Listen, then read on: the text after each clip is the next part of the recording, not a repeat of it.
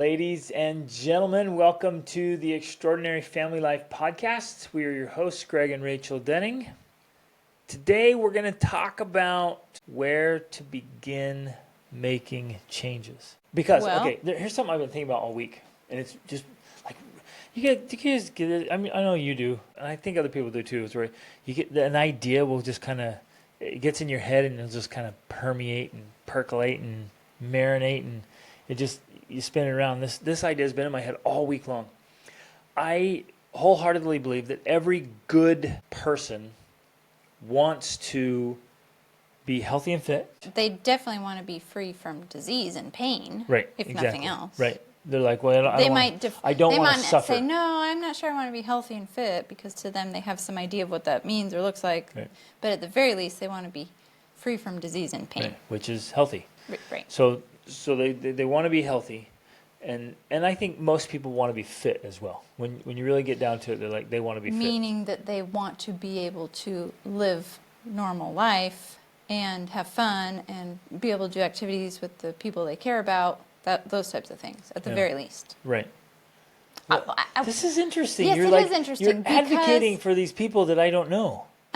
Like, anyone I talk to, they're like, yeah, I want to be healthy and fit. Because I think that, at least in my experience and for some other people, that they might not resonate with what you're saying because they might think you have a different definition than what they would give it.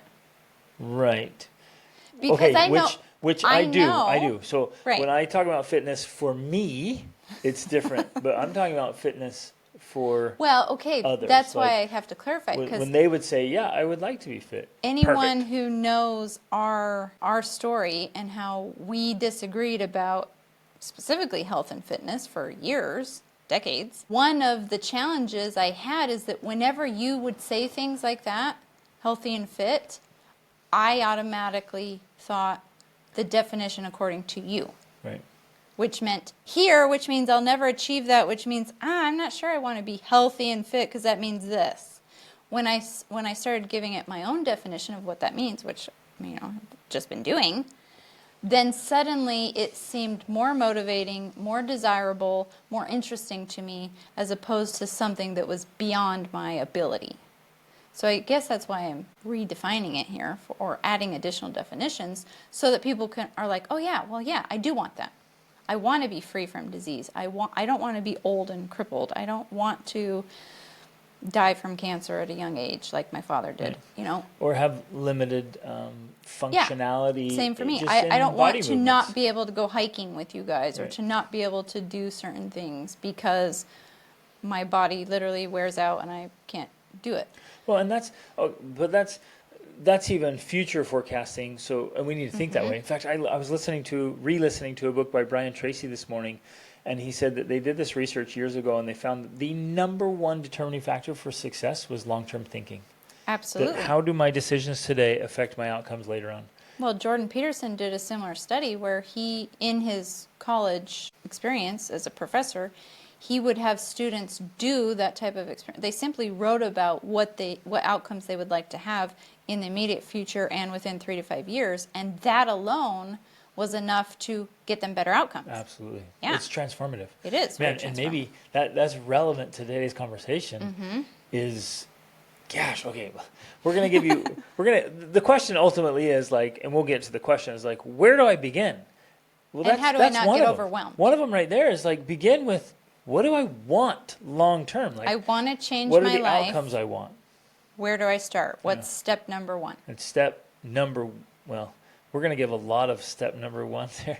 But that can be overwhelming. We'll explain several elements. Circling back to where it begins, like the vast majority of people I've ever talked to, they want to be healthy and fit. Even if they define it differently, they want to be healthy and fit. They want healthy relationships. They want family relationships. Even those who think, no, I don't. On their deathbeds, that's what comes up. There's lots of research on this and lots of examples. But when you get to the end of your life, it's like, oh man, the things that matter most are those close relationships with family, right? Besides the fact that, because yes, there is this trend going where, and we heard about this in Mongolia really recently, even because it's becoming a new thing in Mongolia of like, oh, what? I can spend my entire life single and I don't have to have responsibilities or annoyances and irritations from other humans in my life. Like, I don't have to be married. I don't have to have children. To level up and take on Right. I don't have to take on responsibility. Like, it's live with somebody who calls me out. Exactly. Yeah. Points out my flaws. Yep. There's this awareness or this trend of that being a thing you can do. But the reality is that for most people, all people almost, if you don't have relationships taking up a majority of your life, there's a void. There's a vacuum. Because that's where most people spend their time and energy, is in relationships. And if you don't have that, what are you going to replace it with? Like, you literally have to replace it with something huge to fill that void, or otherwise there is just a void in your life. And they're trying to fill it with entertainment and fun, and which is not fulfilling. And friends and I and would drinking say and all kinds of stuff. sometimes I think there are people called to a higher purpose, and they don't have time for the relationships because they are so engaged in some other purpose or calling or mission or whatever. And so that does fill it, but there's still that emptiness there because you're lacking any sort of meaningful, healthy relationships. So we can't just discount that as like, oh, well, wouldn't it be nice to not have those annoying relationships? The reality is that you need them. You need them in your life, because without them, you literally have a void. And that's where a lot of, I think, in the most case of activists, they very often don't have relationships like that, and so they're trying to fill their void with something else, like being an activist for something, but it's just not the same. Right. So anyways, relationships. So we want health and fitness. We want family relationships, marriage and relationships with our children. And we want secure, stable finances, or perhaps even financial freedom. Mm-hmm. So I guess going back, we want freedom from disease and suffering, physically and mentally, emotionally, spiritually. We want freedom from the suffering of broken marriages and broken relationships with our children. And we want freedom from financial strain and pain and hurt. Mm-hmm. So we want to avoid the pain there, and we want to move towards the pleasure and well-being of being healthy and fit and having great relationships in our families and having financial success. Mm-hmm. So it's those three elements. And the vast majority of people, I would say, desire some definition of those three things. Exactly. And so when they're sitting there thinking about, like, I want to improve my life. I want to change my life. You get these bursts of motivation. It might be from a book or a podcast or a movie, something. They meet somebody like, yeah, let's do this, right? Mm-hmm. They want to get there. And I had a coaching client. As a couple, they went and met somebody who has this big, beautiful home with all this wealth and all this, at least outward success. I don't know about all the inward success. And that experience kind of ignited a fire for them. Like, well, we want some version of that in our future. And so we walked through that.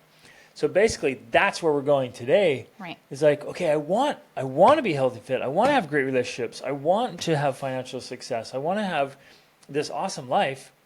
Where do I begin? Exactly. Especially when I feel like I am beginning, but then I get overwhelmed because I'm trying to do it all, and then I stop doing it because it's so overwhelming, and then I start again, and ultimately this isn't working because I keep stopping and starting. What do I actually do? Like, how do I actually make consistent progress in in what things actually matter? And how do I stick to doing that? I want to talk about something for a second. I don't, and maybe you'll have to help me remember here. I don't recall, at least vividly recall, being overwhelmed.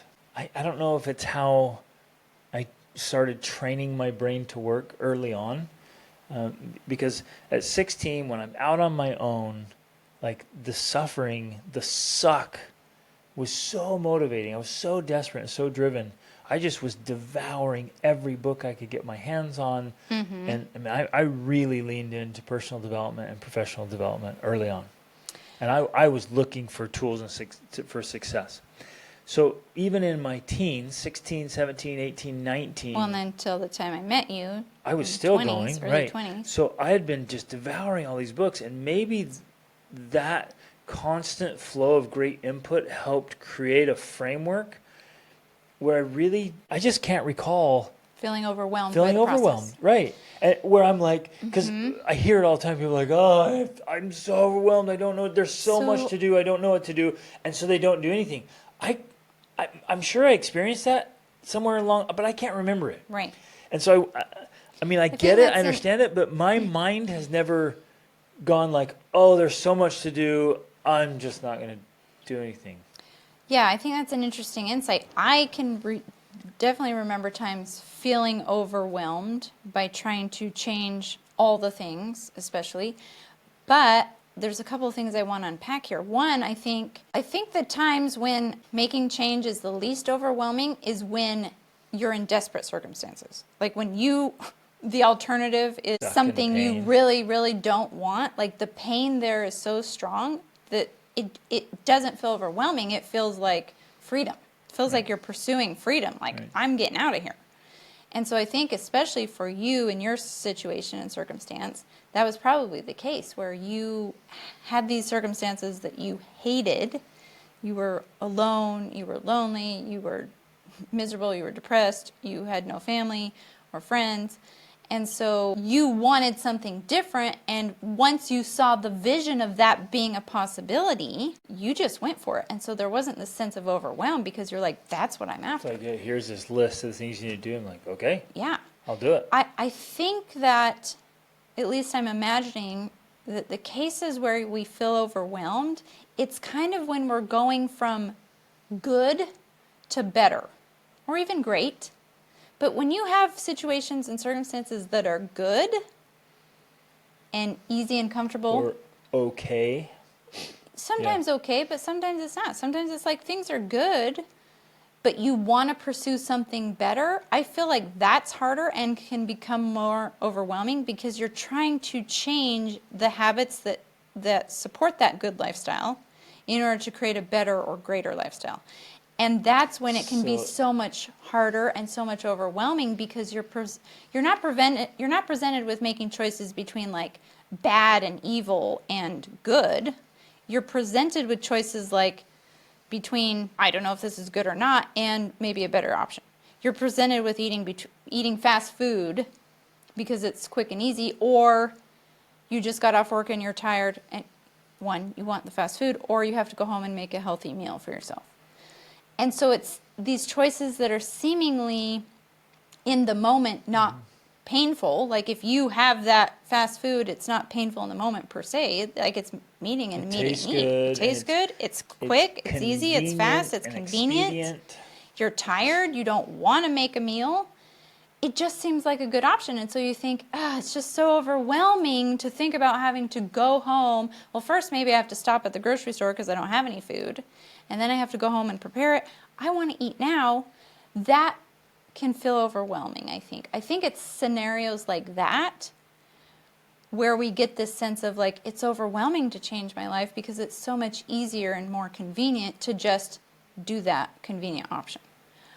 I think, at least for me, those are the times when I felt overwhelmed by making changes. I know, like 100%, the one thing that did overwhelm me, because anyone who knows our story, my dad was diagnosed with cancer the week we met, and he passed away. That you and I met. He passed away a year after we were married, and that was a catalyst for us to pursue health and healthy diet and to study nutrition. But I do know that along that journey, and I feel great about where we are now, but along that journey, there were definitely times when I felt completely overwhelmed. I remember, and this wasn't just like one time, this was like maybe years. I would go into the grocery store and literally feel overwhelmed because everything I had been reading was contradicting everything else, contradicting each other, so that I felt that there was nothing in the grocery store that was healthy or good for me. So, meat was bad, fruit was bad, processed foods were bad, high fructose corn syrup, seed oils, like everything was bad, or at least there was somebody out there saying, you've seen it on Instagram. Eggs are bad for you, oatmeal's bad, all these things. So I'm like, I don't even know what to buy. I don't even know what to eat. So I wonder then, this is insightful. I wonder if a key element of overwhelm is a lack of clarity. Yes, in, yes, in yes. precise action. Absolutely. So if there's any element of Well, confusion or lack of certainty or direction, that's when you overwhelm feel comes. overwhelmed. And I would say not just in a lack of clarity in action, but even more specifically, a lack of clarity in direction. A Right. lack of clarity in exactly the outcome I you're think trying to is achieve. huge. A lack of clarity in direction and Yes. outcome. Like if you know exactly what you want, and then you learn exactly what you need to get what you want. Yeah. And with along that, exactly what you don't want and what you can't do. Yep. Because I know for me, when it became easier to make choices around things when I fully understood how they directly impacted my desired outcomes. Fast food, for one example. Like, you and I have not eaten at a fast food restaurant for, like, I can't even remember the last time. I mean, maybe when we were engaged. That's how long it's been. We have not eaten at a fast food restaurant. I wasn't eating fast food back then. I probably was. I don't know. So it's been 20 plus years Right. since I've eaten at a fast food restaurant.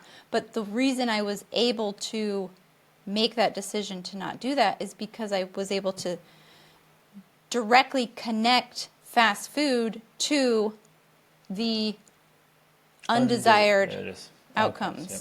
that I did not want.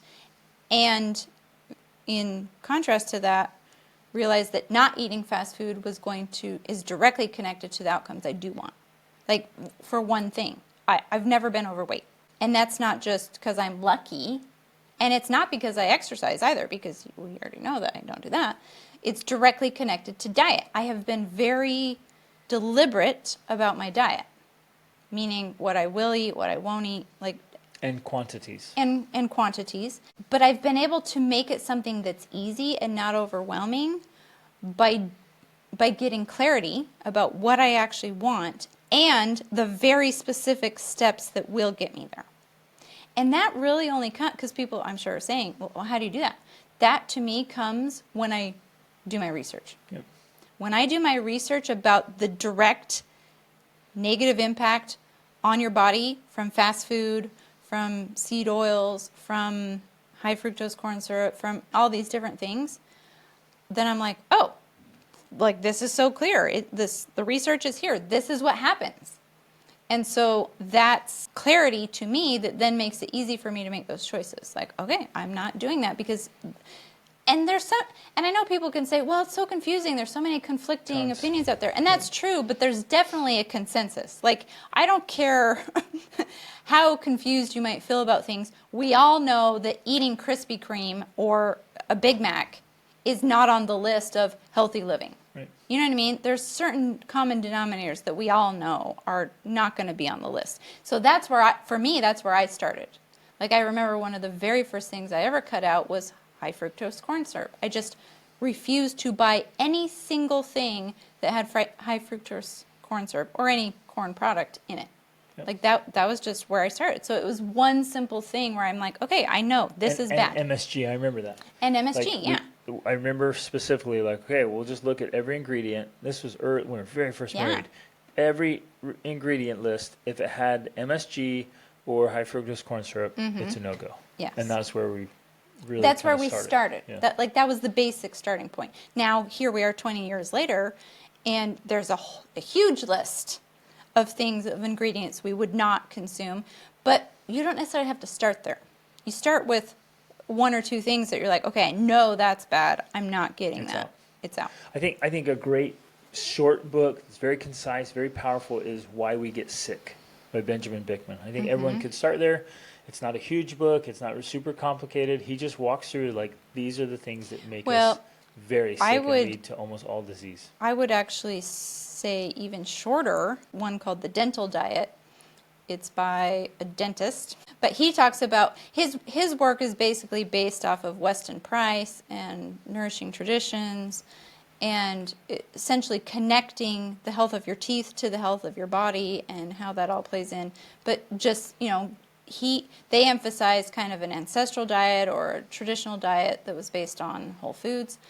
So yeah, so you do your research in an area like that, and we're talking about health and fitness first of all because in many ways so if we're talking about where do we start, where do we change our life, that is a great place to start That's because always my number one when people ask me where to start. Yeah. Start with your mind, your body, and your brain. Because especially when we're talking about I'm overwhelmed, I don't have enough energy to do what I want to do and to make all the changes I want to change. Well, one of the reasons is because you don't have the weight or the health and, well, energy levels that you need and want to be able to do all of this. Yeah. Like one of the reasons we have been able to accomplish all we've been able to accomplish is because we have so much energy. Yep. Because we've learned how to, first of all, eliminate toxins from our life, Yep. and second, then learn how to actually generate energy. Exactly. If So you want to, we're not just lucky. We're not Yeah. like, oh, we won the energy lottery, you lucky people. It's like we Right. learned how to generate anyone energy. can do this. You just have to know what the key pieces are, what the ingredients are of generating energy. And one is not putting toxic stuff into your vehicle, like just like with a car. If you want it to run well, you better not put in diesel if it's a gas vehicle, and you better not put in, Water. or vice versa, or water, right? Garbage, You yeah. have to put the right stuff in. So that's a great place to start, because it's if the you just don't have the fundamental energy to do it, and you've got extra weight, especially, reducing all of that and increasing your energy is going to help you in every other area of your life. Yep. And everyone I've worked with, within a week, feels better, feels more energized. Of going on to your suggested yeah, diet. I give some suggestions of very specific things to cut out and very specific things to start consuming. Mm-hmm. And without fail, so far, within a week, everyone's like, wow, I feel so much better. I mean, it takes a couple days of the body going, ooh, what's going on? I miss all my addictive substances and and I got a headache and I feel this and that and the other. But within a few days, they're all like, man, this feels good. I haven't felt like this for a long time. And if we hold that consistently, then it compounds in our favor, and Exactly. we're just operating with massive amounts of energy. And the body is the filter and the vehicle through which we experience every single thing in life. Right. So no matter what we want to work on, improving our body improves the engagement in that other activity. So if I want to work on my marriage, one of the best things I can do is work on my body and brain. If I want to work on my relationship with my kids, one of the best things I can do is get my body right. So I want to go back to overwhelm, because this is fascinating. I think very important for people who want to start making a change. And I know there's people listening that are already in fantastic shape, or marriage is fantastic. But like wherever it is you want to make any kind of improvement, you can pick any aspect of your life, and like want to make improvements. I think one of the most common things we hear is the overwhelm. So first, like we clarified, it could be a lack of clarity on direction. Well, Like, and where am I going? I'm so confused. So I think I'm just so fascinated with this idea, and it comes up all the time. So I really want to understand it today. One of them, I think we're using the word overwhelm as kind of a blanket word for other things. And so they're like, I'm overwhelmed. Okay, let's take that layer back. Just use a different word. And then in some cases, it might be like, well, I'm confused. Right? Confusion will do it. I'm not sure what to do. Or, well, I'm overwhelmed. Okay, peel that back. What are you feeling like? Well, I'm not sure what to do. That's different. wait, how is that different than confusion? So maybe you know what to do, but not sure how to do it. Yes, like I want to go this direction. I want to get this result, and I don't know how to do it. Where I think the food thing is a good example. I'm confused because there's so many conflicting voices. There's 20 different people saying 20 different things. I'm confused. And the other one's like, I just don't know what to do. So then, okay, so I go to the using gym. food as I walk an in the example, gym and I'm like, what exercises do I do?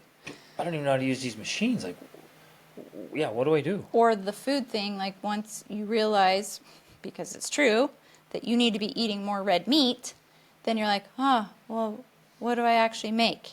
Right? So then there's, I guess it's still another level of confusion, but it's like, okay, I know now what to do, but now how do I do it? How do I do it? So I don't know how what do to do. I actually do this in the day-to-day world? Right. So there's that one, and then I think there's at least a third element of, okay, now I know what I want, and I have created a list of what I need to do, and wow, that's a big list. And it seems like so much. And so I feel overwhelmed. Yeah. I think that's another way we use that word, because we're looking at this long.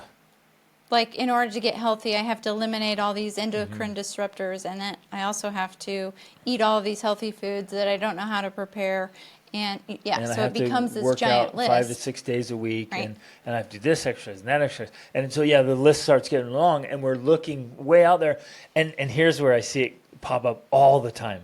Instead of focusing on today, like today, I'm going to do a 30-minute workout. I'm get my heart rate up. I'm going to have some fun. I'm going to just move my body, and I'm going to come in. I'm going to eat something really good, and I'm not going to drink any soda today. What Yeah. we start doing, the brain's like, you have to do this for the next Every day forever. 20 years. Exactly. Every day forever is what the brain How does. am I going to do that? Every day forever? Nah. Let's just stop and get a fizzy drink and some donuts. Right? And just like throw it out because Right. forever. Especially because early on it seems so hard. Yeah. Like the Donut or ground overcoming beef. inertia to eat better and exercise. It's in the beginning, you're like, man, this is so much self-discipline, so much effort. Right. It's like, this is so hard. I have to do this every day forever. Like, there okay, we go. I feel so- overwhelmed again because it's so much effort. But after just a few days, it's so much easier to do. Here, I got to quote Emerson. Oh, well, I don't want you to lose your thought. Go for it. Just remind me, Atomic Habits. Okay. Go Atomic ahead. Habits. So Ralph Waldo Emerson said, that which we persist in doing becomes easier to do. Not that the nature of the thing has changed, but our ability to do has increased. Yes. So what we keep doing gets easier to do. So if you keep Exactly. working out, guess what? It's easier to work out. You keep eating healthy, it's easier. It just keeps getting easier and easier and easier. So then you look at people that have been doing it, and they're like, what? No, I don't even think about it anymore. It doesn't Yeah. take effort. I'm just doing it. And you're like, you're so lucky. Right. Well, no. It's just You have so just much discipline. Yeah, exactly. Like, how do you have so much control? And like, what are you talking about? Like, it doesn't. For It's me just now, easy. it takes no control to not eat donuts, fast food, junk food. Right. Like, none. I'm No not sitting there discipline. like, you could do this, Greg. You could do this. Don't eat Right. that crap. I'm like, there's zero. Like, Desire there's or a temptation. whole tray of junk food, a buffet of garbage. Like, this happens every time we stay at a really nice hotel. And you go in their Or you go to breakfast buffet. church. It's just, yeah. Or anytime you go to church and they have refreshments or whatever, Yeah. you're like, oh my gosh, there's a gigantic table of poison. I'm not looking at it thinking, wow, that looks so good. I got to resist it. Nothing. I walk right past, I take a big sniff, and I'm like, oh crap, I think I just got a cavity in my nose from that toxic poison. I'm going to go do Now, I got to do a I'm nasal gonna detox say- from walking past exactly. the table. I'm going to say that I am way better about that than I used to be, like, for sure. But there are still some times when I am tempted for sure. I'm like, oh, that thing? Okay, I am tempted by that. So for me, and this ties into the Atomic Habits I wanted to make, is that it's still not about discipline. It's not that I have a ton of discipline per se. I do have some discipline, but the key to success is strategies and systems, which is exactly what he talks about in Atomic Habits. When you set up your environment to succeed, then guess what? It's so easy to succeed, and it doesn't require a lot of discipline. Like, if you had to make it easy. rely just on discipline in order to make all of these changes, it's so hard. No wonder you get exhausted, and no wonder you feel overwhelmed, because you're trying to use discipline to make it happen, when instead what you have to do is use your habits, your systems to make it happen. So one easy thing for me, in order to keep this up, is going back to the food example, because it's a real tangible example. I just don't buy anything that tempts me that I shouldn't be eating. Right. Easy. We don't have donuts in the house. We rarely have bread in the house. We have some dark chocolate, but we eat that occasionally. Not a temptation. It's just like a little thing that's allowed. We don't have any of the, like, Oreos, nothing like that. We don't have any of refined that. Sugars, no highly No sugar. processed anything. Yeah, there's nothing highly processed. There's nothing. Now, again, that's like the next level. That's where we've gotten to after 20 years. But starting out, We just didn't buy the stuff. Right. We didn't buy the ice cream. So that's a cool idea. So you exercise discipline at the grocery Yeah, store one so time. that you don't have to exercise discipline all week. Exactly. You make it way easier for Right. yourself. So much easier. Like, it's just that simple when you just cut it out. It's not there. So it's not a part of your daily routine. Now, going into the day-to-day world, that can get a little trickier, especially if you go to work and there's donuts there all the time or whatever. You have to get more strategic about having a system to help you.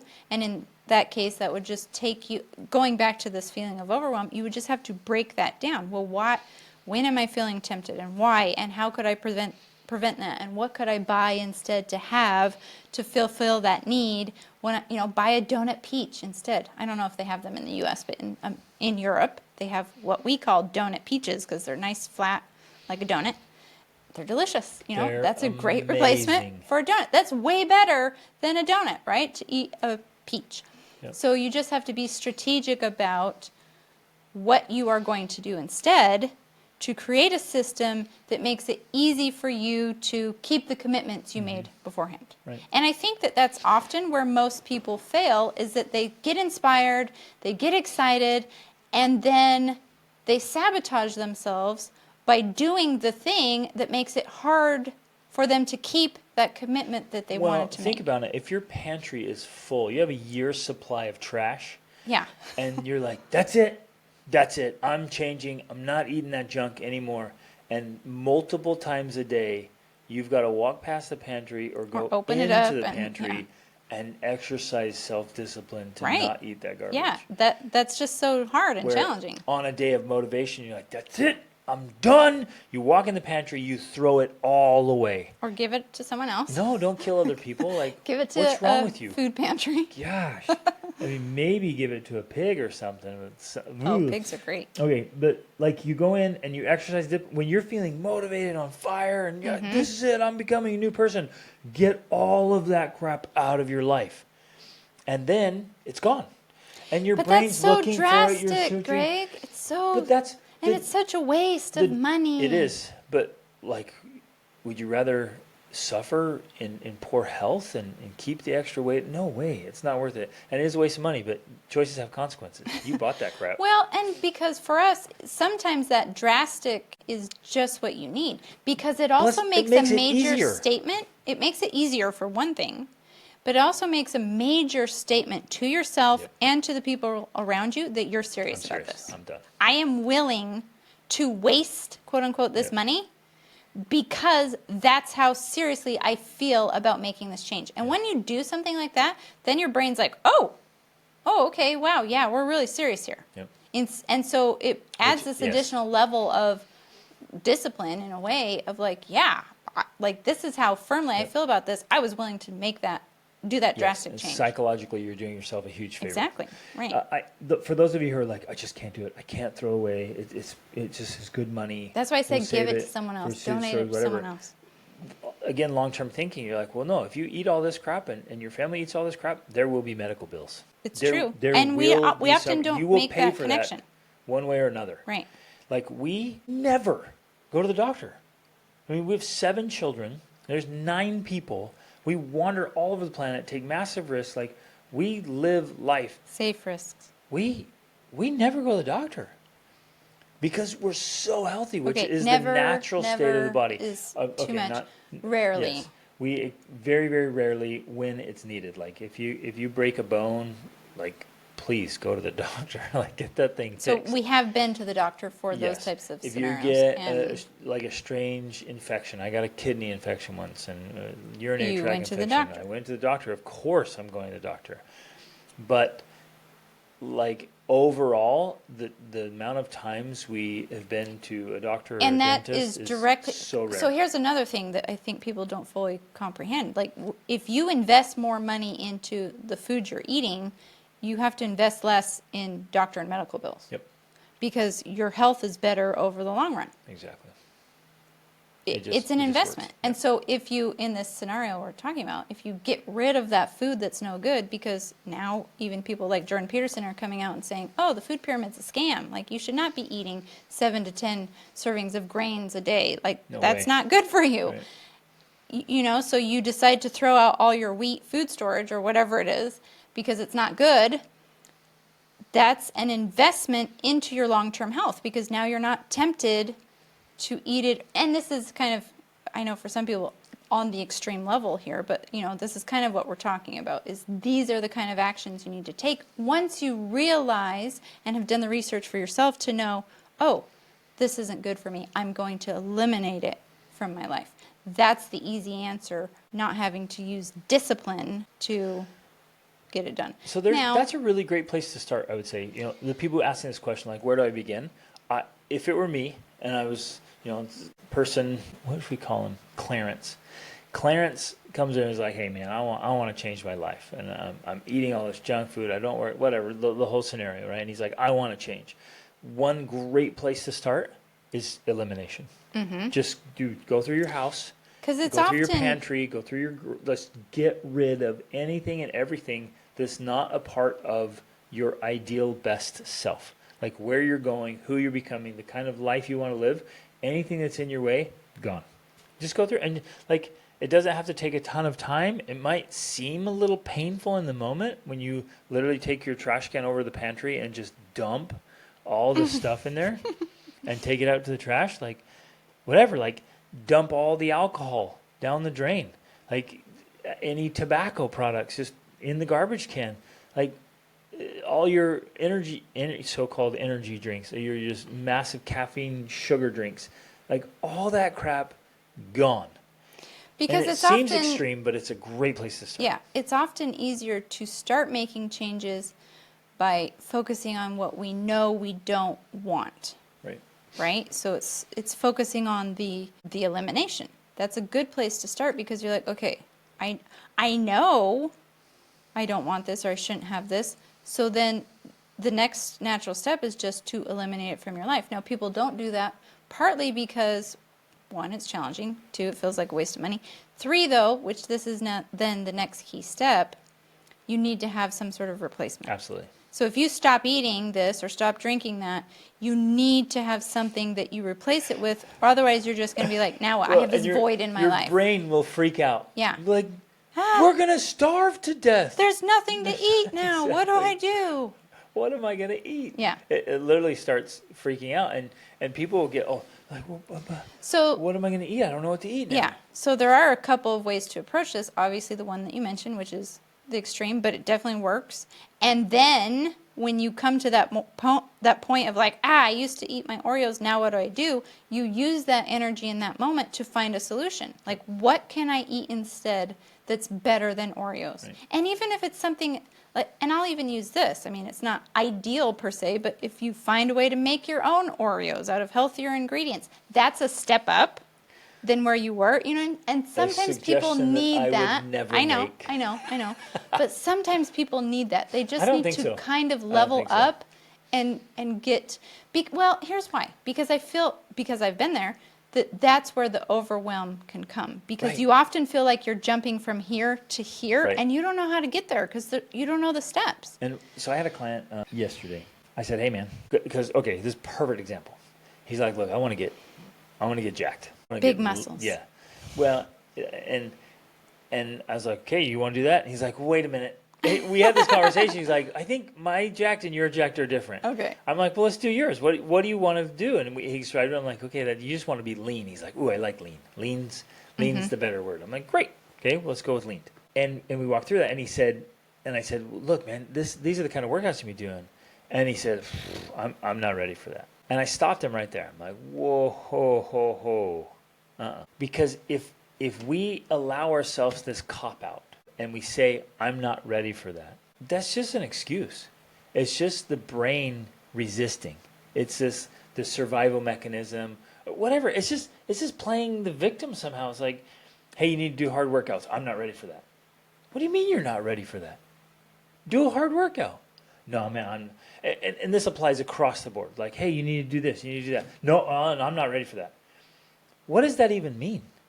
When you say to yourself, I'm not ready for that, what does that even mean? It's just like some buffer, you're using this phrase to protect yourself from effort, to like shield yourself from making the change. And like, you're not doing yourself a favor.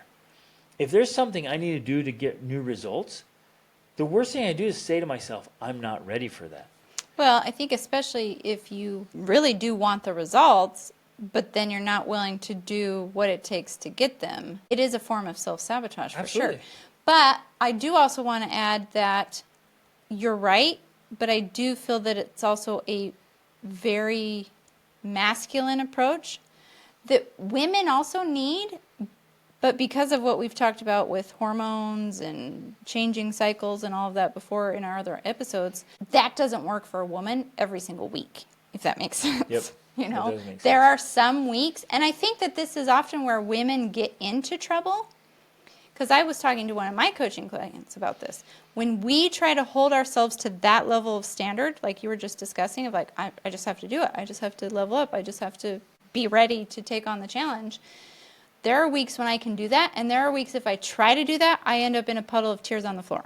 And so on those weeks, I have to give myself more grace and be like, you know what, this week, I'm just doing whatever I can do. Well, let's walk through that. But that's specifically referring to like maybe massive effort, right? Where you're like, I got to put in a lot of effort here. But you're not talking about like, you know, on this week, I just feel like eating fast food, and so I'm going to.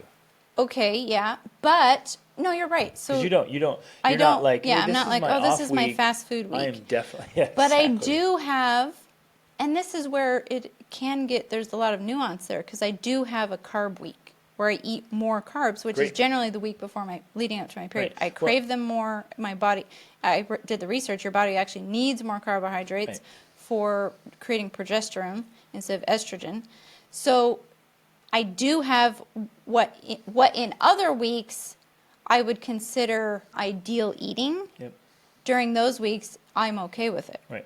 I eat more bread, although ideally I should be eating more or junk food. Yeah, it's still bread, generally bread and potatoes and squash, like more fruit. Yep. So I'm eating more carbohydrates during those weeks, which on another week, I try not to eat as much of those things. I'm focusing on meat and proteins and fats. Right.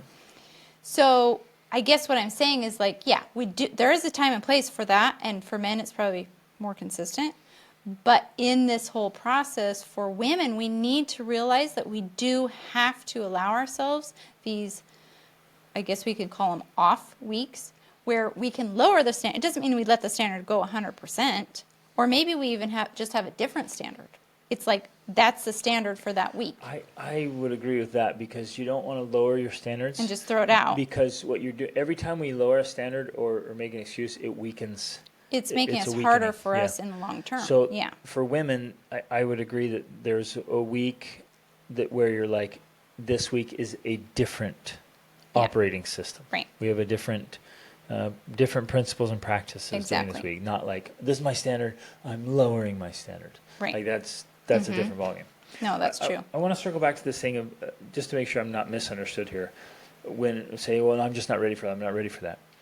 You might be like saying, well, no, I'm out of shape, man. I can't do 500 push-ups. Yeah, 500 push-ups every day. What are you talking about? You're like, you're right. I'm not talking about that. And I'm not talking about you pushing yourself like some UFC fighter because you aren't ready for that. What I am saying is like, no, you could do a hard workout today. Mm-hmm. Like that's hard for you. You can push your limit today. There's literally nothing stopping you. So essentially it's that. It's you can push your limit today. Right.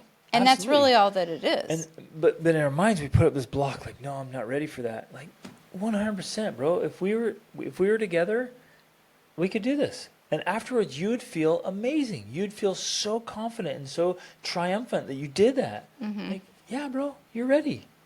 The only thing stopping you from being ready is the fact that you're saying you're not ready. Yeah, it's a mental block. Okay, so I want to touch on some other topics here and approaches because I know that we're talking about where do I start? How do I change? And we've been talking mostly about health and fitness, which is good because it is a foundational area for change. But I also want to tie it into this principle that in essence, when you are wanting to make changes to your life, one of the principles that we've always used is to look at what is the one thing or maybe two things that if I changed those, it would drastically change everything else in my life or have a positive impact on everything else in my life. So we've been talking about health and fitness because that is one of them. But I think another key, probably if I could pick two, it would definitely be marriage and money. Those would be two other areas where you could focus on making changes that would also have a major impact on all the other areas of your life. And so this is another strategy that when you're like, where do I start? What do I change? You have to look at what the biggest pain points are in your life. That ultimately, I think, decides where you begin. Because every person is different and every person is, we might be headed in a same general direction of where we want to go, but we're all starting from different places. And so we have to look at the pain points we have in our life. What's causing the most pain, the most frustration, the most irritation, and that is a place that you're going to want to begin to focus on.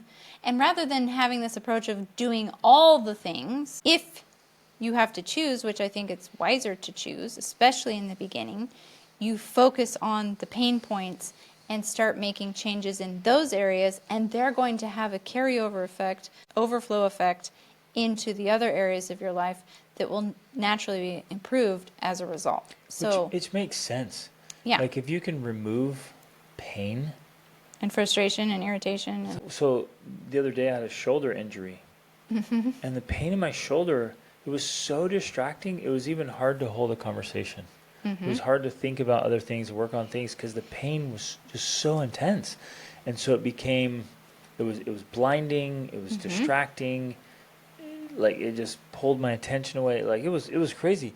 So it makes sense. It's like, well, what's really hurting in your life right Yeah. now? Give that the attention it needs. Mm-hmm. And once the pain is relieved in that area, here's a mistake I see people make a lot, and I did this too. Is like we get some relief, and then we stop doing what was working. Right? Mm-hmm. Like we do something to relieve the pain. The pain gets relieved. Like, okay, now I can go back to what I was doing. Exactly. Well, what you were doing causes the pain. So Yeah. within a few days or weeks, pain's back. Yeah. You're like, knucklehead.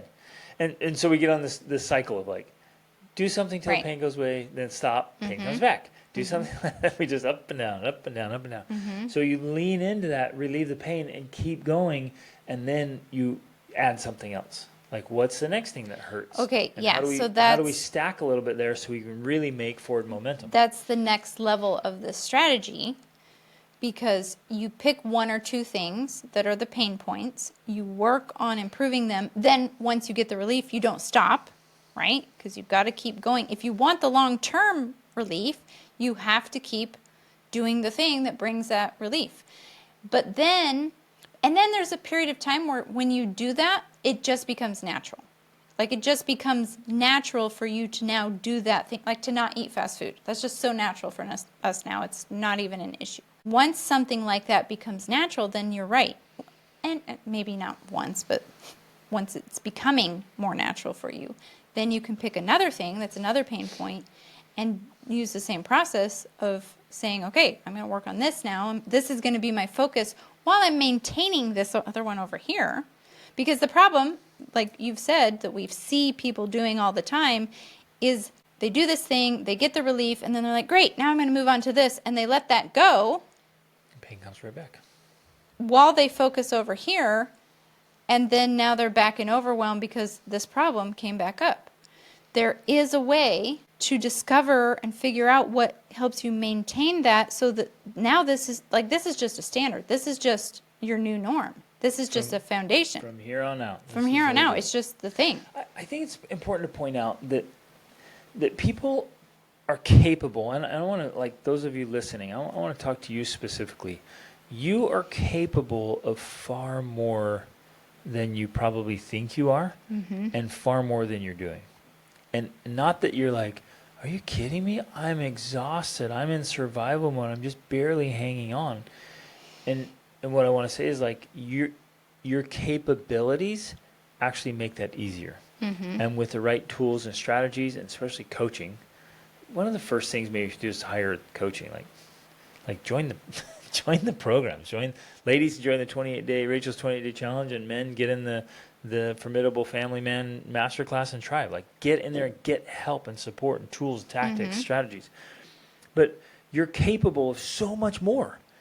And if you just kind of tap into your capacities and your capabilities, what's crazy is you'll look back and be like, oh man, like I was struggling so much, but needlessly, because I am capable of so much more. So you tap into those capabilities, Well, and you're doing so much more, and Yeah. you're stacking with less effort. with less effort. Right. So you're gonna do far more with less effort, Well, but it just takes starting.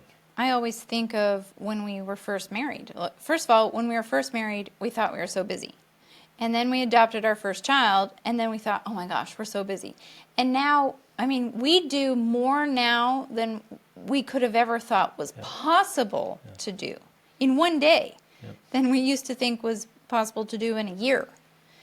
But it's because we have become more capable at being able to handle more and to do more with less stress.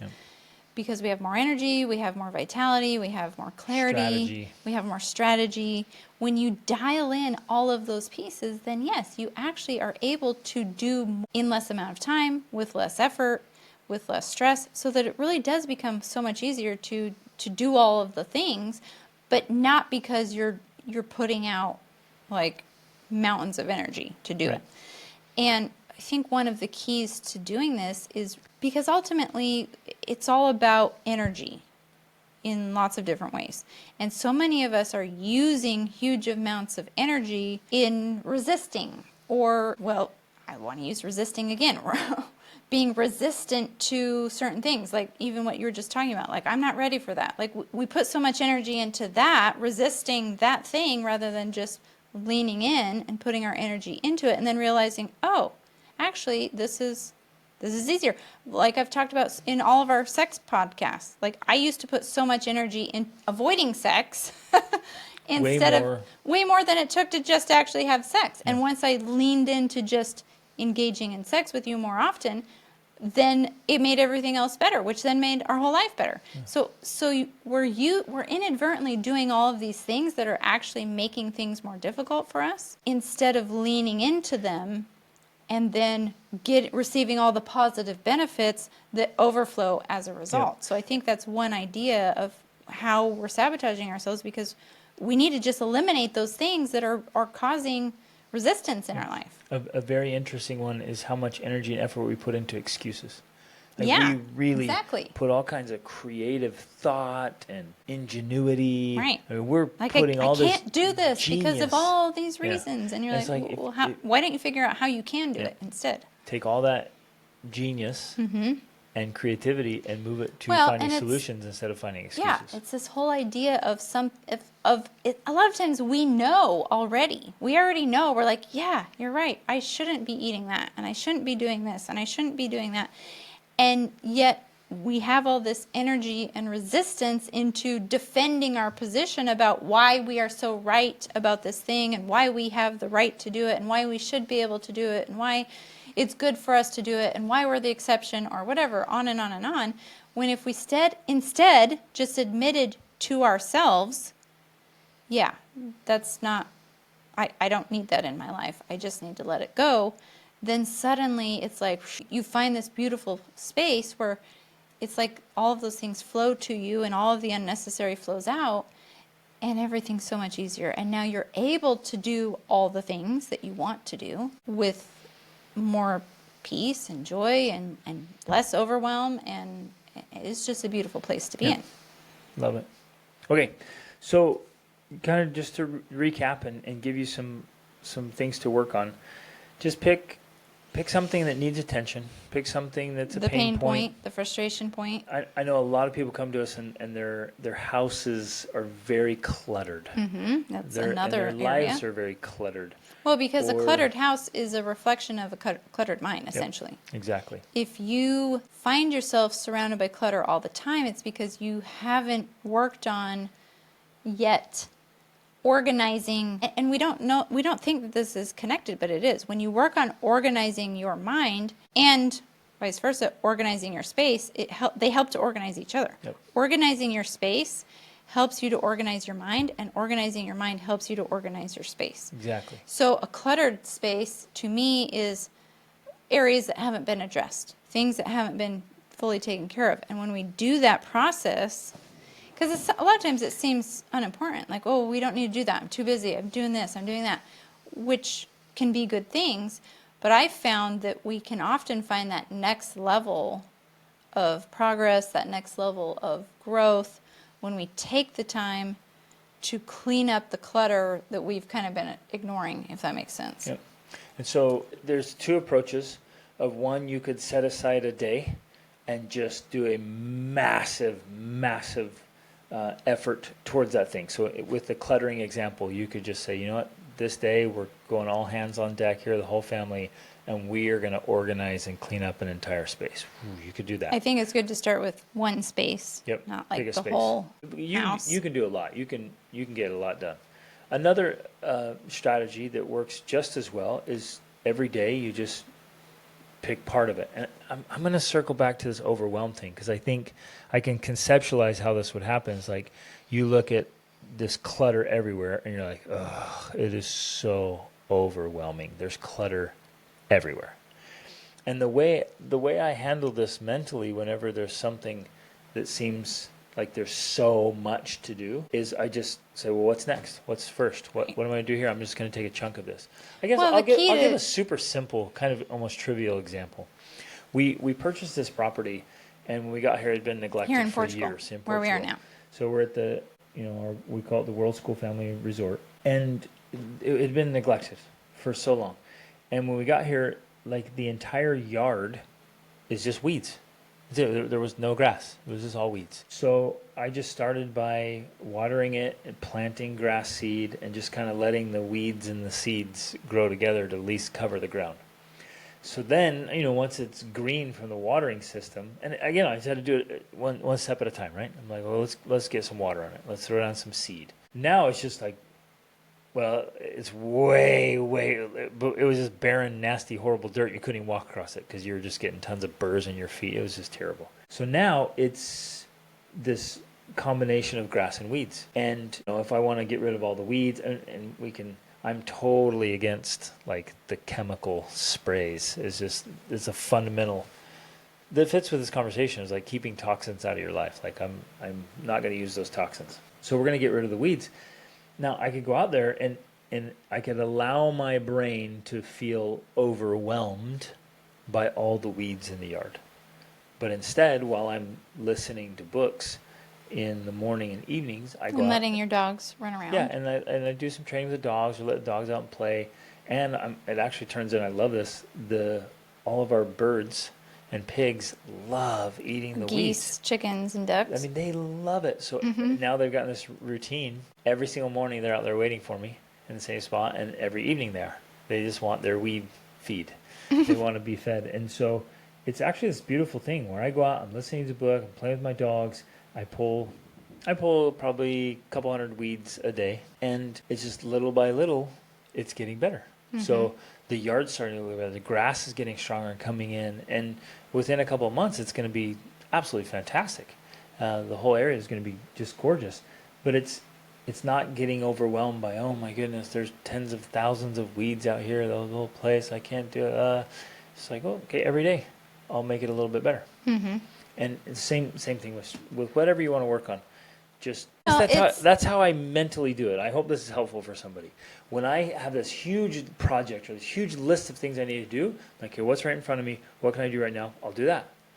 Well, and that to me is also the approach I take with decluttering, because same thing. People can look at a space and feel overwhelmed because there's so much stuff there and they don't know what to do with it. And really, decluttering and organizing just comes down to one thing at a time. It really is just that. You pick one thing. It can be anything. And you pick it and you say, where does this go? And then you find a spot. Now, people get stuck because they're like, I don't know where this goes, and then they just give up. Yep. I don't do that. I literally will hold on to that thing until I know where it goes, and then I'll take it there. And So be careful what you pick up. You might be holding it all day. Yeah. You might have to take it to bed with you. Well, but I will also realize if it's multi-step, then I come up with a plan for that. If it's something that I'm like, well, wow, really what we need is we need a place to keep the tools. Yep. So this is a tool. We need a place to keep them. I'm not to that step yet, so I'm going to have a tool pile. I make a pile of tools that will then later be organized In a cabinet when that you I purchase. purchase a cabinet Yep, or whatever. exactly. So, but what I do is I categorize things. So I take it and I put it into a category, and then everything that goes into that category goes together. So I start to separate out the mess so that you're bringing order to the space, right? And then things that I do know, this goes in the garbage, easy. This goes in the kitchen, I put it in the kitchen. It's really one thing at a time is the key to decluttering. And that same principle, I think, is true in this topic we're discussing today. Ultimately, when people are saying, how do I change my life? We could compare that to a messy house or to a cluttered room. It's the same principle. You just start with one thing. Like, what is right in front of you? What is sitting on your desk? What is, you keep walking across it every time you go. That's where you start. And then you pick that thing up and you say, where does this go? Yep. And you find a place for it and you put it there. And if you don't have a place for it yet, you put it in a pile so that you can get something to put it in. And you just go thing by thing, step by step, weed by weed, and that's ultimately how you make change. It really is that simple. One little thing at a time. And it works in business. I mean, well, where we started, it works in fitness, it works in family, and it works in finances. Yeah. You can take these practices and principles wherever. It's like, what's going to make the biggest difference? What do I need to do today that can start moving in that direction? That's the way to get started. I would give this big encouragement. It's like, just do something today and each day. So every day when you get up, like, what's one thing I can do to move towards the direction of our ideal lifestyle, like the goals and dreams you want to have. And in if we want to talk about the intangibles a little bit more, because you can do this same process as you do with a room, but as you go throughout your day, you just confront all the things that are in front of you. And, maybe it's your morning routine, or maybe it's what you go to eat for breakfast. And in order to avoid the overwhelm, I might be sitting there and be like, wow, the only thing I have for breakfast is a bagel, and all I have is a donut for breakfast, right? And maybe in that moment I eat the donut, but what I'm not going to do is just be like, oh well, it's too hard, I can't do it. I will sit there and think while I eat that donut, how can I prevent this from happening again? What can I do instead? Like, what can I do today that will prevent me from eating a donut tomorrow? And so it's as you are confronted with the challenges you're facing, whatever they are, instead of discounting it and dismissing it and feeling guilty or shameful, like, I'm eating a donut again, just say, what can I do to change this? What can I do to make this not happen again? And then take action on that, one simple next step action to make that a reality. And even with something as like big and complex as marriage, let's say maybe your marriage is feeling flat or it's struggling. You feel like roommates or you're fighting like crazy. And so you're listening to this podcast and be like, what could I possibly do today to this? Our marriage has been hurting for a while, and it's a big deal. It's like I can't just do one thing. But the truth is, you can do one thing.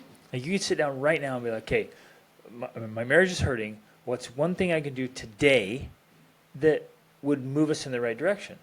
And for me, just thinking out loud right now, if I'm sitting there, I'm like, okay, I'm going to purchase a book on marriage, and I'm going to commit to listening to 30 minutes a day, right? Because my marriage matters, and I'm going to give it at least 30 minutes a day, because that's going to give me, just reading through the book is going to change my thoughts, it's going to give me ideas, it's going to remind me of things.